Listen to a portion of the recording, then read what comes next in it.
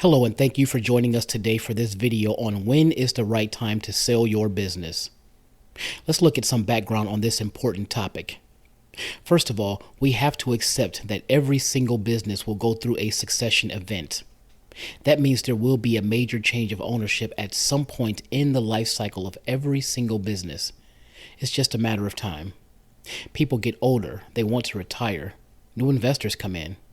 It may be 1 year away, 10 years away, or 50 years away, but it will happen. So if that's the case, what is the right time for you to think about selling your business? Well, here are some really important considerations or best practices. The first one is to be in control of the process. Make sure that you are dictating the terms as far as possible. That means the timing for the transaction, who the buyer is, and the value that you can achieve through this transaction. You want to be in control of those factors. A distressed sale is one where you are forced into a sale that you really don't want to make. That's the last thing we want to do as business leaders or owners. And we want to be really clear on our goals as we enter these transaction discussions.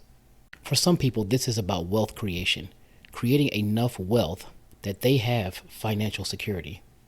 They can pay down any debts, or perhaps they have exciting ventures in which to invest. In others, it's about stopping working. That means retirement, whether it's partial retirement or a complete retirement. Other people just want to do some different things. Perhaps they want to get a different job or move or try something very different in their life. This is what we want to avoid, changing circumstances which force us to enter into transaction discussions. This could be because of market changes, economic changes, political changes, regulatory changes.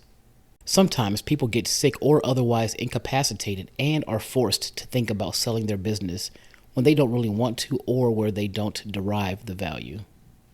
We also need to think about the future and be realistic. What's happened in the past may not happen in the future. The things that made you successful in the past may not make you successful in the future. And we need to analyze that very carefully. And likewise, we have to analyze the value of what we've created. Sometimes we can be biased. We've worked very hard to create a business which is interesting and vibrant, but we should put ourselves in the buyer's shoes and think about what they will consider valuable in our business. And it's not just about the financial value of the business. There are many non-financial terms that we should consider. Perhaps we will be locked in. That means working for the new owner of the business for an extended period, something which we may or may not want to do. And having built up your business over many years, it's sensible to give some thought to what you might do after the transaction. Many entrepreneurs don't think about this, and they find that they're either bored or it's very unrewarding or unstimulating after they've sold their business. And a good rule of thumb is to run your business as though it could be sold at any moment to be investor ready. We don't run our business irresponsibly and then one day wake up and say, hey, let's think about selling and fix everything. We should in fact have everything stable and well organized and fixed so that when an investor comes along, it is ready for selling. And finally, you don't have to enter into transaction discussions with the first person that comes along. You may entertain multiple suitors, and this is a good thing because it creates competitive tension. You can learn from their various offers what's really interesting to you. Perhaps one offer will offer you less than another, but the non-financial terms will be more attractive, and that could be the best offer.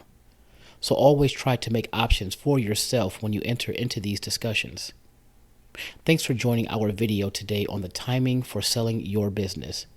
We hope you got some value out of that, and we hope to see you on some future videos. Bye.